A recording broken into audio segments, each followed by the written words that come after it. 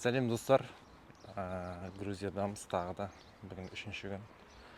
Арамыздағы жігіттердің соңғы жігіт қалды, көлік таппаған. Досым өзімнің соған көлік іздеп жүрміз, Optima. Мотосүйер қауымның назарына осы видеоны ұсынамыз. Егер өзіңізге, кәсібіңізге, шаруашылыққа ыңғайлы мото іздесеңіздер, сіздерге LT Motors көмектеседі. Себебі бұл жақта заманауи үлгідегі барлық деталдары жаңарған, толықтырылған керемет мото үлгілері көптеп келуде. Егер де осыған қызықсаңыздар, сіздерді шақырамыз, себебі бұндағы мотолар өте жоғары сапада. Басқа мотолардан көше ілгері десе де қателеспейміз. Өздеріңізге қалаған түр-түрін және түрлі кубтар бар, бағасына қарай таңдап, өз шаруаңызға алсаңыз болады. Бір сөзбен айтқанда, барлықтарыңызды LT Motors'қа шақырамын. LT Motors'тан мото алсаңыздар, арнайы сыйлықтар тегін беріледі. Бұл жерде жел бергіш насос, қалың берік каска және қысы-жазы киетін, жел өткізбейтін арнайы брендпен LTM деген жазуы бар, сіздерге берілетін болады. Толық ақпарат төмендегі номерден немесе адрес Жеңіс 30 аласыздар. Elantra деген жақсы көлік, 2 объем, 2017 жылғы, $9500. Мына 98 миль жүрген екен. Люк бәрі бар екен. Артында бір көрсетіп қояйын сіздерге. Жақсы түс. Ішкі бейнесі. Міне 9500 деп тұр бұндай Elantrаларды. Elantra деген 9500 екен деп қалмаңыздар. Только бұлар да бөлінеді. Әр көлік әр түрлі бағамен шығады. Повреждениесіне байланысты, яғни повреждение деген Америкада бір жері соғылады, ұрылады, жырылады. Сөйтіп аукционмен Грузияға жібереді. Грузия бұл жақты істеп қайтадан сатады. Мына көлік 2 объем тоже $8400 деп тұр мысалы, ақ түсте. Бірақ бұлда люк жоқ. Міне бұл жақтағы енді қатардың бәрі Optima'лар. Optima'лардың қатар красный цвет бар екен. Мына $11900, мына $8800, мына $9500. $9500 деген примерно 4 миллион. жетер-жетпес 3-9 деген сияқты. Мына Kia бізде капетті. Мына Kia'ның басқа түрі екен. 21800 деп тұр. Мына Sonata 18500. Мына Sonata 18500 болса 1.6, мына 2.5 15500 болып тұр. Осындай разницалар бар. Көлік бірдей болғанымен. Мына 24000 деп тұр, 1.6 Sonata'ны. Байқаған красный, рестайлинг дегендер жақсы жүреді екен, қымбат. Бізде 23300-ге 2.5 21 жылғы. Қандай бұл Kia? Спорт бір нәрсе болу керек, мынау деген. Стрингер деген. Стрингер. Біздің Қызылордада 2 ғана бар бұндайды. Достар, назарларыңызға Subaru Forester.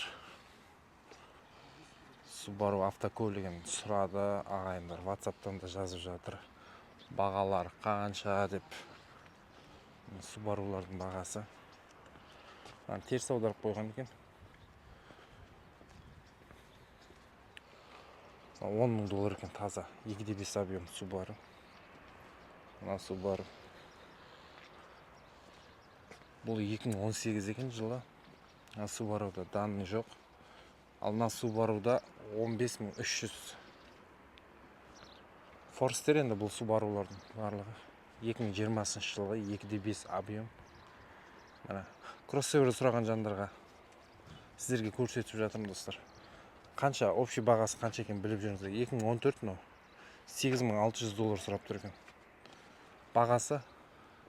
Бағасы 8600. 116 пробег 116. Мына красный цветте де Subaru 12800. 2019 жылғы екен мынау көлік. Жақсы екен.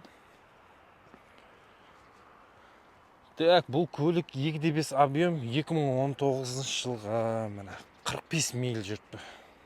Жақсы, 45 миль деген өте жақсы. Енді олайда бұлайда кете береді.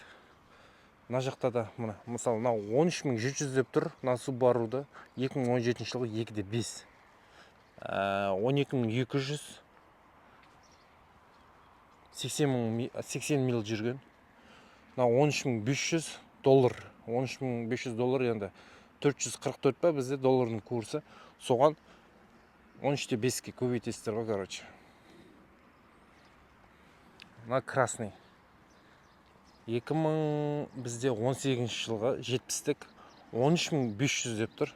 Мына түсет бағасына. Где-то бір 12000 бір нәрсеге алуға болады. Енді бұл жақта да қатып қалған баға жоқ. Кому как түсет, адамдарды бірден опыт, бірден сөз салмайды. Солай достар, енді сіздерге көрсетіп жатырмын, құрметті оқырмандар. Енді сөзден, әріптен, объемнан, маркадан қателік кетсе ренжімейсіздер. Барынша енді қолдау білдіріп қойыңыздар. Комментарий жазыңыздар, достарыңызға бөлісіңіздер, таратып қойыңыздар. Қолдап қойсаңыздар біздің каналды. 9950 миль жүрген 2 объем 2019 жылғы мына көлік. Элантра. Міне 50-тің бағасымен бірдей былай. Капиат сұраған жандар, міне бізде жылы жаңа 1.6 объем 2022 жылғы капиат бар. 1.6. Бұның бағасы енді жақсы, 20500. 20500. Көп жүрмеген, 22-29 миль ғана жүрген. Міне капиат. 20 долларын деген где-то бір 8,5 миллион ғой. Енді бұл жаққа келсеңіздер ала беруге болады бағасына. Адамның несіне байланысты желаниясы ашыла береді, қаншама көліктер тұрғаннан кейін. Лаж болса молынан 10 000 доллардан негізі көп 10 000 доллар ғана шекарадан өткізеді. Ол жайлы қалай келу керек, қалай жүру керек барлығын айтып беретін болам. Келесі шығарылымда қалай не істеу керек, өзінің жолдарын сіздерге. Қандай махинациялар жасайтын грузиндердің, осы жақтағы алыпсатар делдалдардың қалай движение жасайтындарын бәрін айтып беретін болам. Оны да оқи жүріңіздер алдағы шығарылым достар. Міне біздегі көліктер 13000 2 объем 2019 жылғы. Hyundai 13000 доллар. 12000 доллар. Туксондар. Көрдіңіздер ме? Полисаттар тұр екен, полисаттарды қалай тастап кетеміз? Бақырайтып. Hyundai Palisat 24300 мына көлік 3.8 2019 жылғы. Мына 3.8 объем көпке шығып кетеді бізге. Мына түсі типа зеленый лаума бір нәрсе. Бұл 27 000 доллар деп тұр. 2019 жылғы тоже 3.8. Қанша миль жүргенін айтайын ба сіздерге. Limited деген комплектациясы. Қанша миль 12270 па сонда жүрген екен. Вообще аз жүрген екен мына көлік. Так, осындай маған мен неден оқыдым YouTube'дан Previa керек деді. Сосын Subaru, сосын қандай деді Outback керек деді. Mitsubishi дегендер де бар, но Pajero-ларды. Mitsubishi 12500 доллар 2 объем 2021 жылғы. 21. 17800 доллар 25 қанша? 2500 миль жүрген. 1.5 объем 22 екен. Lan алсаңыздар Қазақстанға арзанға келеді. 1.5 объем деген. Вообще арзан ғой. Мынау 12800 доллар Бұл 2.4 объем 2018 жылғы. Келесі бізде тоже 13 мың доллар. 2 объем 21 жылғы. Ақ түсті. Осындай паджеролар бар. Мынау қара светтегі 12 мың доллар сұрап тұр. Міне. Тоже 2 объем, бірақ жылы 19 жылғы міне. Артын көрсетейін ба сіздерге? Арты да қандай дейсіздер? Іші қандай дейсіздер? Ішін көрсетіп қойайын. Іші мынандай. Іші осындай. Квадро. 4 дөңгелегі де айналады. Outlander Sport деген. Ақтықы мынандай. Мынау жаңа жылы жаңасы ғой. Мына Mitsubishi Outlander дейді. Мынау Pajero емес, Outlander ғой. 18. В общем, бағаларын көрсетіп жатырмын, соны естеріңізде сақтап алыңыздар. Достар, енді үлкен машина алып қайта беру міндетті емес. Өзіңіздің күнделікті тұрмыс тіршілігіне мінетін осындай Nissan деген көліктерде бар. 6300 доллар деп тұр. 6300 дегеніміз біздің примерно болады бір 3 миллионның өйік бұяғы ғой. 3 миллион өйік бұяғында 1.6 2017 жылғы. Қазаққа аударсаңыз, аз төлейсіз. Примерно растаможка 400 мыңдай ма төлейсіз. Сосын ажағында анау бар. Главный 2017 жылғы. Жұмысқа қатынауға өте ыңғайлы көліктер мынау. Бұл да дәл жаңағыдай Nissan, но бірақ 5900 70 миль жүрген, 70 мың миль жүрген.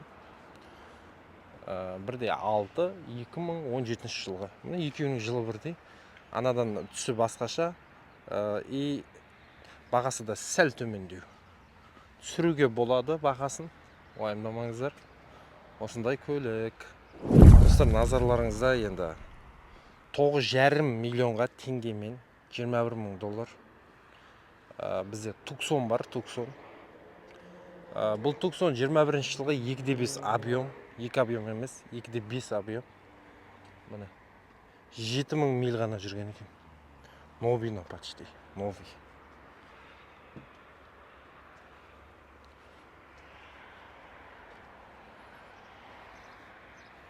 Новый Tucson. Новый ғой, но почти. Жақсы көлік. Бізде салондарда сатылады, Tucson білесіздер. Енді бұл Tucsonның достар, мына жерінде нелер болады? Вин-код болады мына жерде. Осы вин-код жазасыздар. Сол кезде Америкада қандай повреждениесі болған, может, есігі ұрылған ба, крылосы кірген ба, задний вамперден ұрған ба, сол жайлы барлық ақпаратты біле аласыз. Соған байланысты көлігіңізді ала аласыз. Бұл жаққа келгеннен кейін вин-кодты көрмей көлік алуға болмайды. Бірінші соған байланысты көресіз, соған байланысты саудаласасыз. Міне. Достар, ертең Құдай қаласа елге аман есен жетіп алайық. Сосын сіздерге барлық ақпараттармен егжей-тегжей бөлісетін болам. Енді оған дейін бізді жоғалтып алмау үшін каналға тіркеліңіздер. Мынау деген 75 мыңға жетіп алайық, 80 мыңға жетейікші. Бөлісіп таратып, андай группа чаттар болса жіберіңіздер, машиналардың көп қой қазір. Соған жіберіңіздер. 80 мыңға жетіп алайық. 80 мыңға жетсек, 100 мыңға жетіпке атсалысатын боламыз. 100-ге жетсек, достар, күміс кнопка деген вообще үлкен мотивация ғой. Сіздер үшін Монғолияға барам бұл кезде. Кореян көліктеріне. Достар, назарларыңызда ES350 міне. Объем деген жетерлік бұл көлікте. Бұл көлікте объем 3.5. 2020 жылға қып-қызыл түсте. Жанып тұр, от даже. Мына артынан түсіріп арт жақтан.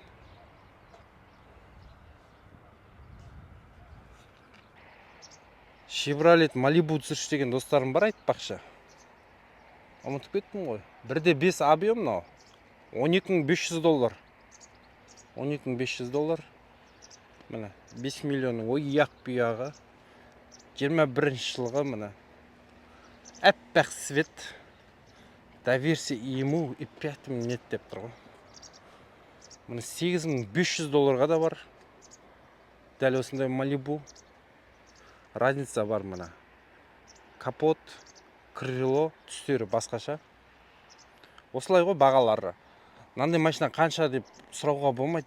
Мынандай машиналардың жобасы қанша болып отыр деп сұрау керек негізі. Бұл жақтағы адамдардан, жүрген қазақ бауырлардан 7200 мысалы мынау. 8500 болса, мынау 7200. Бұл да сондай Malibu мысалы. Жылы да бірдей. Мынау 7700 ақ түсте.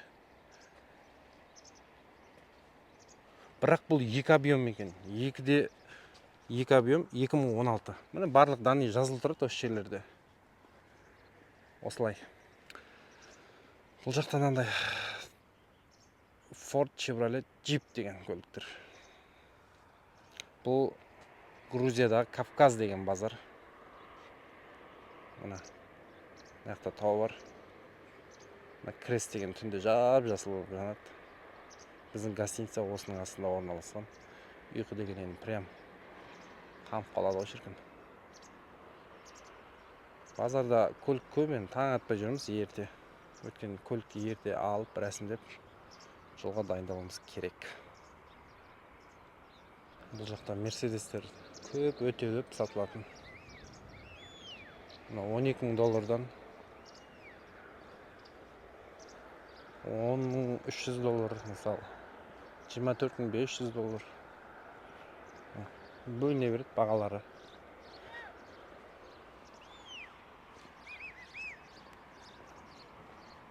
Volkswagen Jetta Passat дегендер 14,500 дейді. Мына көлікті 14,800 дейді мысалы.